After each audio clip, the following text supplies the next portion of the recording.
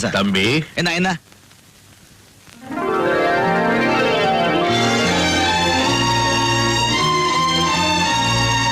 உன் பேர் என்னப்பா? ராஜா. உங்க அப்பா அம்மா உனக்கு நல்ல பேரா தான் வச்சிருக்காங்க. உன்னுடைய நல்ல குணத்துக்கு உண்மையிலேயே நீ ராஜா தான். போயிட்டோம்.